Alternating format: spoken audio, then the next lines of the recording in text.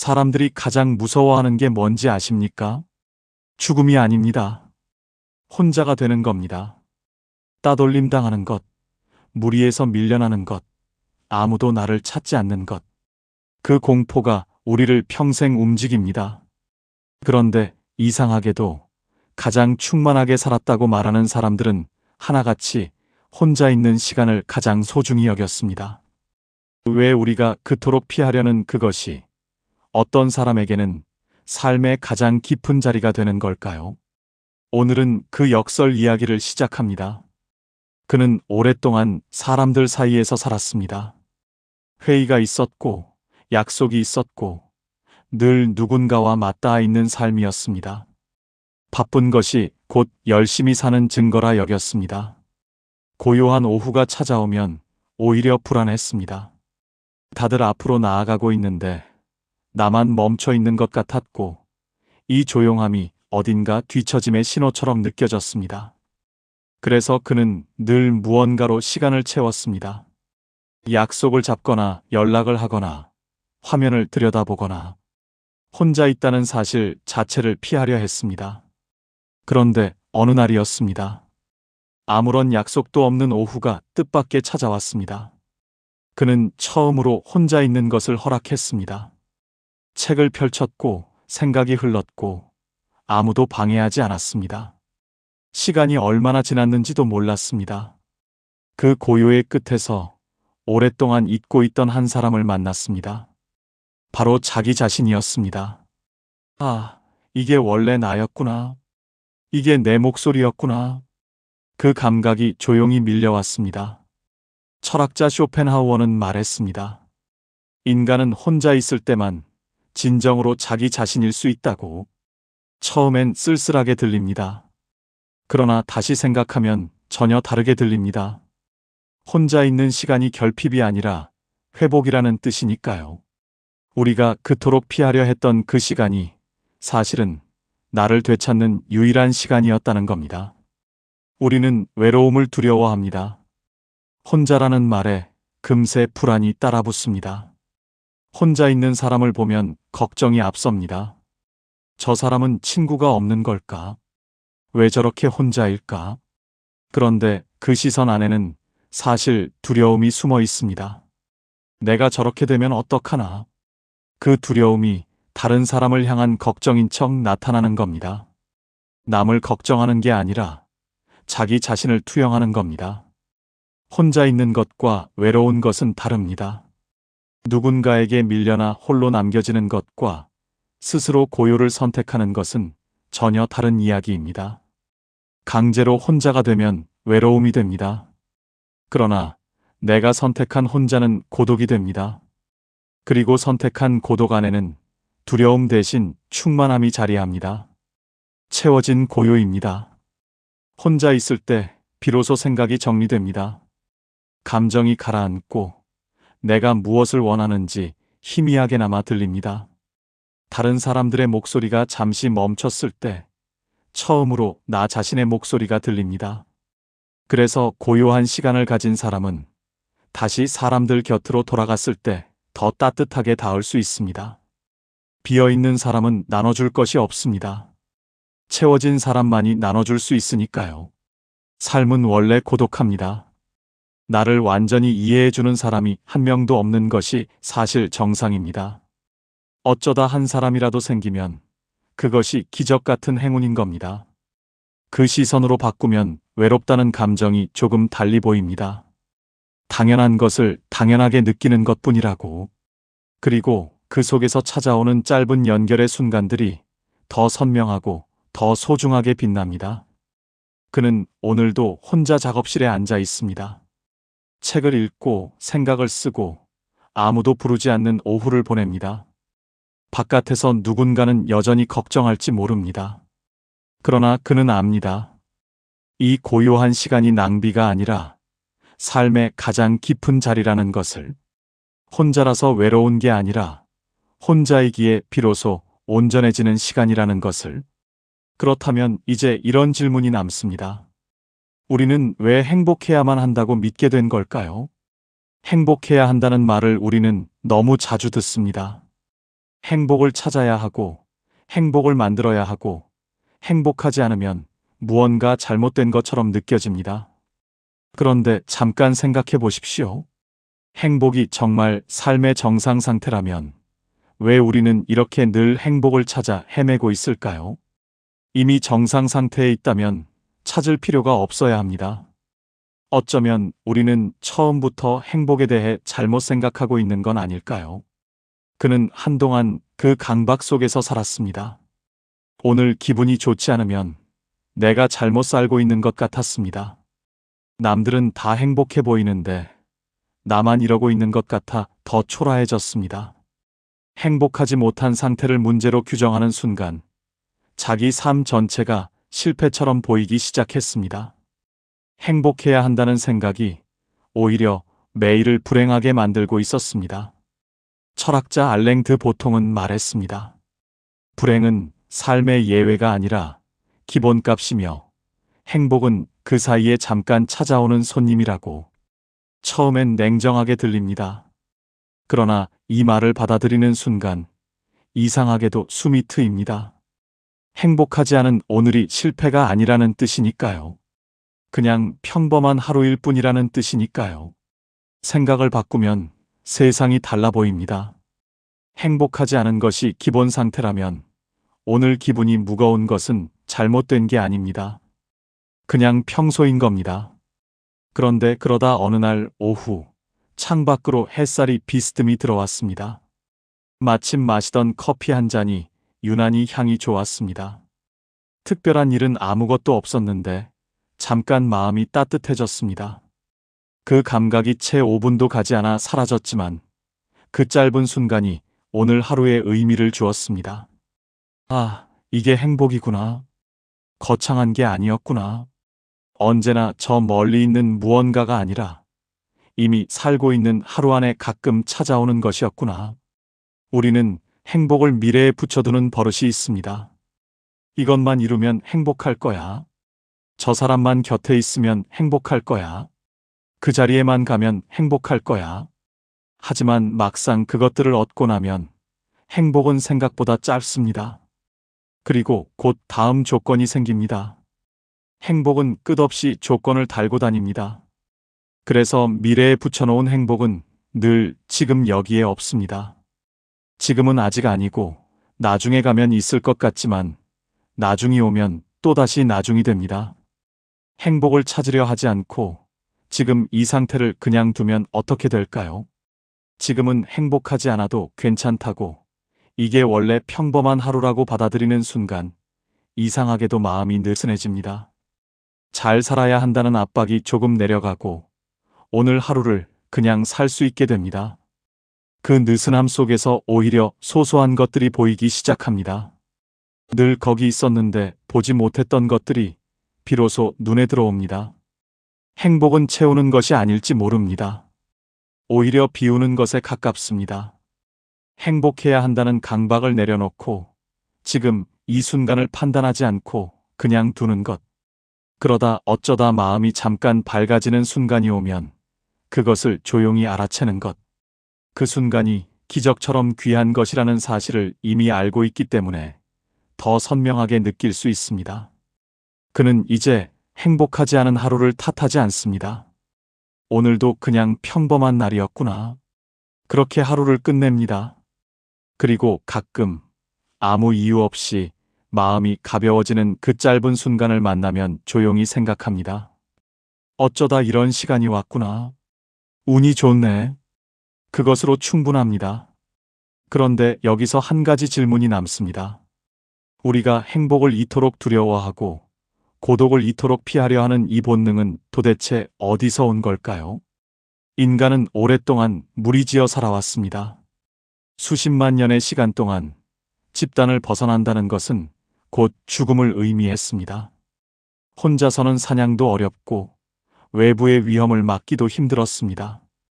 병이 나도 돌봐줄 사람이 없었습니다. 무리에서 쫓겨난 개체는 살아남기 어려웠습니다. 그래서 고립에 대한 공포는 생존을 위한 본능으로 오랜 세월에 걸쳐 우리 안에 깊이 새겨졌습니다. 그 오랜 본능이 지금도 조용히 작동하고 있습니다. 누군가 혼자 있는 모습을 보면 우리 안에 어딘가에서 경고등이 켜집니다. 저 사람은 무리에서 밀려난 건 아닐까? 내가 저렇게 되면 어떡하나? 그 감각이 무의식에서 솟아오르고 혼자 있는 사람을 걱정하거나 안타깝게 보는 시선으로 나타납니다. 그 사람이 스스로 선택했는지 아닌지를 따지기도 전에 본능이 먼저 반응하는 겁니다. 생물학자들은 인간을 진사회성 동물이라 부릅니다. 꿀벌이나 개미처럼 여러 세대가 함께 살면서 서로 역할을 나누는 종이라는 뜻입니다. 그 안에서 개체는 집단을 위해 자신을 내어놓기도 합니다. 장수말벌이 벌집에 쳐들어왔을 때 꿀벌들은 몸을 모아 날개를 진동시켜 열로 적을 물리칩니다. 맨 앞에 나선 꿀벌들은 먼저 죽습니다. 그러나 집단은 살아남습니다. 개체의 희생이 집단의 생존을 만드는 겁니다. 그런데 인간은 꿀벌과 다릅니다. 꿀벌은 같은 어미에서 태어나 유전자의 절반을 공유합니다. 그래서 자신을 희생해도 유전자는 집단 안에 남습니다. 그러나 인간은 저마다 다른 유전자를 가지고 태어납니다. 그럼에도 불구하고 인간은 자신과 아무 상관없는 누군가를 위해 목숨을 내어놓기도 합니다. 생존하라고 만들어진 몸으로 생존보다 더 중요한 것을 위해 움직입니다. 이것은 본능을 넘어서는 일입니다. 유전자가 시키지 않은 일을 스스로 선택하는 것, 그것이 인간만이 가진 자유입니다. 영국의 진화생물학자 리처드 도킨스는 이렇게 말했습니다. 우리는 유전자가 만든 몸을 가지고 살아가지만 유전자의 노예는 아니라고.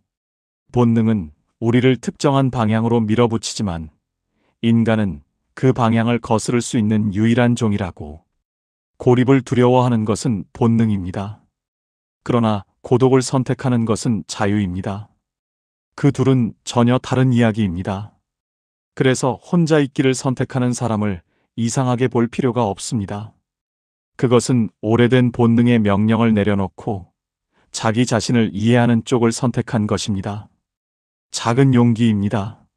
무리 안에 있어야 안심이 되는 사람도 있고 고요한 혼자만의 시간이 더 필요한 사람도 있습니다. 어느 쪽이 더 낫다고 말할 수 없습니다. 다만 본능이 보내는 신호와 자신이 진짜 원하는 것을 구별할 수 있을 때 삶이 조금 더 자기답게 됩니다. 집단에서 벗어나면 죽던 시대는 끝났습니다. 그러나 그 시대가 새긴 두려움은 아직 우리 안에 남아 있습니다. 그 두려움의 출처를 알고 나면 조금 더 차분해질 수 있습니다. 나를 흔드는 것이 무엇인지 알게 되면 그것에 끌려다니지 않을 수 있습니다. 본능을 이해하는 것이 곧 자유의 시작입니다.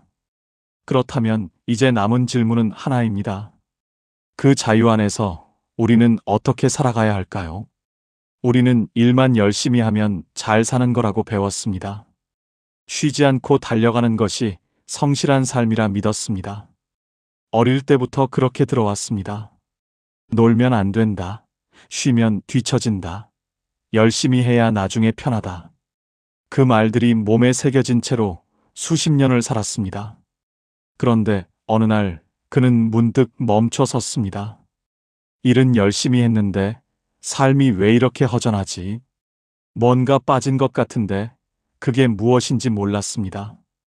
그는 오랫동안 그 물음을 붙들고 있었습니다. 그러다 천천히 알게 되었습니다. 삶은 일 하나로 이루어지지 않는다는 것을. 삶을 채우는 것은 네 가지입니다. 일하는 것, 노는 것, 사랑하는 것, 그리고 연대하는 것. 이 네 가지가 각기 다른 방향에서 삶을 채웁니다. 일은 나를 세상과 연결시킵니다. 놀이는 나를 나 자신과 연결시킵니다. 사랑은 나를 누군가와 연결시킵니다. 그리고 연대는 나를 나와 상관없는 누군가와 연결시킵니다. 그중 세 가지는 자기 중심적인 활동입니다. 내가 무언가를 얻거나 즐기거나 누리는 쪽입니다. 그러나 연대는 다릅니다. 나와 아무 관련 없는 누군가를 위해 내 것을 내어놓는 것. 시간을 내고 마음을 내고 때로는 가진 것을 나누는 것. 그 활동은 내게 즉각적인 이익을 주지 않습니다. 그러나 그것을 한 사람은 달라집니다. 삶의 무게 중심이 조금 달라지는 겁니다. 독일의 철학자 칸트는 말했습니다. 사람을 수단이 아닌 목적으로 대하라고. 내가 필요할 때만 찾고 필요가 없으면 멀리하는 관계가 아니라 그 사람 자체를 소중히 여기는 것. 그것이 사랑이고 연대의 출발이라고. 거창한 봉사나 희생이 아니어도 됩니다. 옆에 있는 사람에게 먼저 말을 건네는 것. 힘들어 보이는 누군가에게 조용히 손을 내미는 것. 그 작은 것들이 연대입니다. 놀이를 죄악처럼 여기는 문화가 있습니다. 뭐하고 놀고 있어 이래야지. 그 말이 어릴 때부터 귓가에 박혀 있습니다. 그래서 많은 사람들이 쉬면서도 쉬지 못합니다. 아무것도 하지 않으면 불안하고 즐기고 있으면 죄책감이 찾아옵니다. 그러나 놀이는 삶의 낭비가 아닙니다. 오히려 삶을 지속하게 하는 힘입니다. 온전히 쉬어본 사람만이 다시 일할 수 있고 잘 놀아본 사람만이 삶을 가볍게 안을 수 있습니다. 사랑도 마찬가지입니다. 이성에 대한 사랑만이 아닙니다. 가족 간의 사랑, 오랜 친구와 나누는 신뢰, 서로를 아끼는 마음, 책임지고 돌보는 관계. 이런 것들이 삶의 커다란 부분을 채웁니다. 사랑이 없는 삶은 효율적일 수는 있어도 따뜻하기 어렵습니다. 그 온기가 다른 모든 것을 버티게 해주는 힘이 됩니다. 그는 한동안 일에만 집중했습니다. 나머지는 나중으로 미루었습니다. 자리를 잡으면, 돈이 좀 모이면, 바쁜 시기가 지나면. 그런데 나중은 오지 않았습니다. 일이 끝나면 또 다른 일이 있었습니다. 나중을 기다리는 동안 놀이도 사랑도 연대도 조금씩 멀어졌습니다. 그리고 어느 날 잘 살고 있는 것 같은데 뭔가 텅 비었다는 느낌이 찾아왔습니다. 네 가지가 함께 있을 때 삶이 온전해집니다. 비율은 사람마다 다릅니다. 일에 더 많은 무게를 두는 사람도 있고 사랑이 삶의 중심인 사람도 있습니다.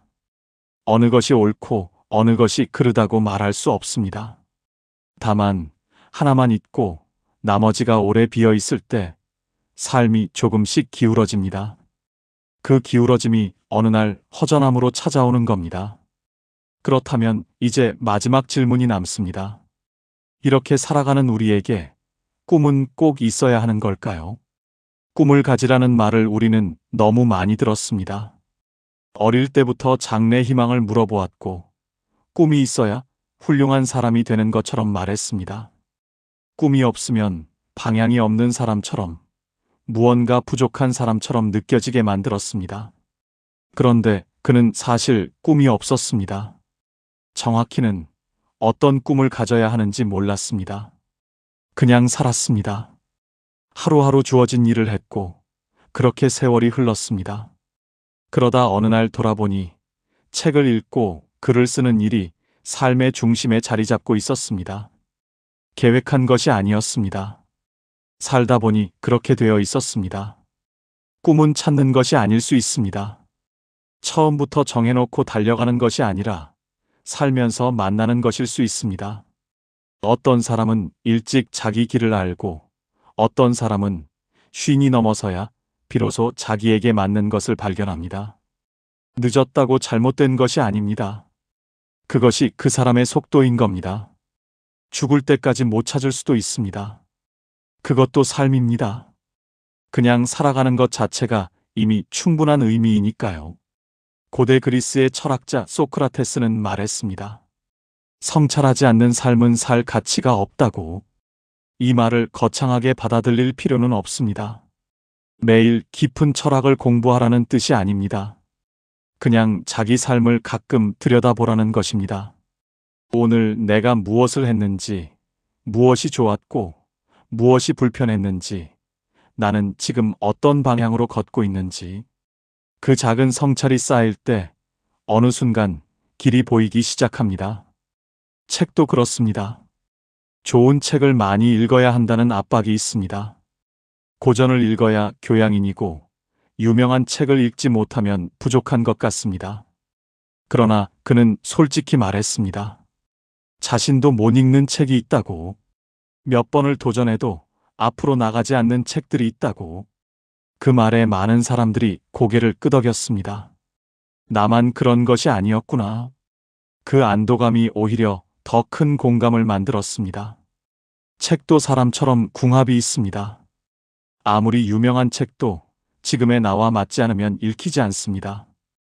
반대로 아무도 주목하지 않는 책이 어느 날 손에 잡히면 밤새 놓지 못하는 경우도 있습니다. 그 차이는 책의 수준이 아닙니다. 지금 내 삶에 닿는 책이냐 아니냐의 문제입니다. 같은 책도 20살에 읽을 때와 50살에 읽을 때가 전혀 다릅니다. 책이 달라진 것이 아닙니다. 내가 달라진 겁니다. 그러니 오래전에 읽었던 책을 다시 펼쳐보십시오. 그때는 보이지 않던 것들이 지금은 보일 수 있습니다. 그때의 내가 밑줄 친 문장이 지금의 나에게는 전혀 다른 의미로 다가올 수 있습니다. 꿈을 몰라도 괜찮습니다. 아직 찾지 못했어도 괜찮습니다. 오늘의 하루도 하루이고 10년 후의 하루도 하루입니다. 지금 이 순간도 충분히 소중한 삶의 한 페이지입니다. 나중을 위해 지금을 희생하는 것이 아니라 지금을 잘 사는 것, 지금 가진 것으로, 지금 할 수 있는 것으로 하루를 채우는 것. 그 하루들이 쌓이다 보면 어느 순간 뒤를 돌아봤을 때 길이 보입니다. 미리 설계한 길보다 살다 보니 생긴 길이 오히려 더 자기답게 이어지는 경우가 많습니다. 삶은 원래 고독하고 행복은 어쩌다 찾아오는 손님이며 본능을 이해할 때 비로소 자유로워집니다. 일과 놀이와 사랑과 연대가 함께 있을 때 삶이 온전해지고 꿈을 몰라도 오늘을 잘 살면 그것으로 충분합니다. 거창한 답을 찾으려 하지 않아도 됩니다. 그냥 오늘 하루 자기답게 사는 것. 그것이 가장 단단한 삶입니다. 그런데 그 충분함이라는 것이 사실 쉽게 느껴지지 않을 때가 있습니다. 지나온 날들을 돌아보면 잘한 것보다 후회되는 것이 먼저 눈에 밟힙니다. 그때 그 선택을 하지 말았어야 했는데, 그 사람에게 그 말을 하지 말았어야 했는데, 조금 더 일찍 알았더라면, 그 후회들이 조용히 쌓여서 오늘을 사는 것이 충분하다는 말이 선뜻 와닿지 않습니다. 고대 로마의 철학자 키케로는 말년에 이런 글을 남겼습니다. 키케로는 로마 최고의 웅변가이자 정치가로 권력의 한복판에서 살다가 생의 마지막을 조용히 글을 쓰며 보낸 사람입니다. 그는 이렇게 썼습니다. 삶의 가장 좋은 부분은 끝에 가까워질수록 더 선명해진다고. 젊을 때는 보이지 않던 것들이 세월이 쌓인 뒤에야 비로소 눈에 들어온다고. 그 말이 처음엔 위로처럼 들리지 않을 수 있습니다. 이미 지나간 시간이 아깝게 느껴지기 때문입니다. 그런데 다시 생각해보면 그 지나온 날들이 사실 버려진 것이 아닙니다. 잘했던 날도, 실패했던 날도, 외로웠던 날도, 의미 없어 보였던 날들도 전부 지금 이 자리를 만드는 데 쓰였습니다. 후회스러운 선택도, 아팠던 관계도, 뜻대로 되지 않았던 일들도 전부 지금의 나를 만든 재료였습니다. 버려진 날은 없었습니다. 비교도 그랬습니다. 한때는 남이 어떻게 사는지가 늘 눈에 밟혔습니다. 저 사람은 저만큼 이루었는데 나는 왜 이것밖에 안 되나? 그 시선이 동력이 되기도 했지만 더 자주는 스스로를 작게 만들었습니다. 그런데 어느 순간부터 그 시선이 자연스럽게 거두어졌습니다.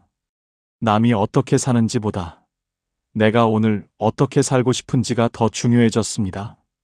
그것은 체념이 아니었습니다. 오히려 자유였습니다.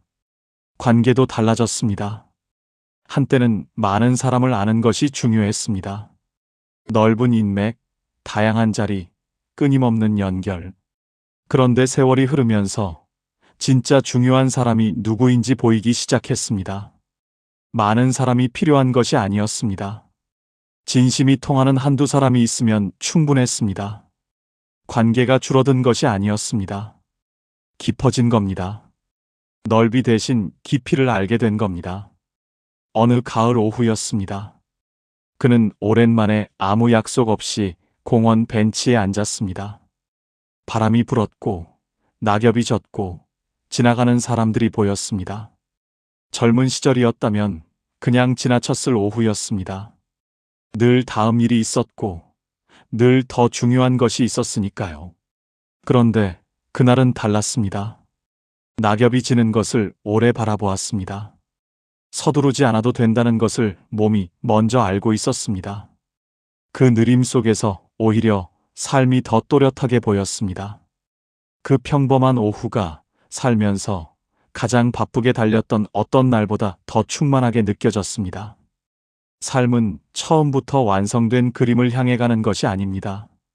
매 순간 그냥 사라지는 것입니다.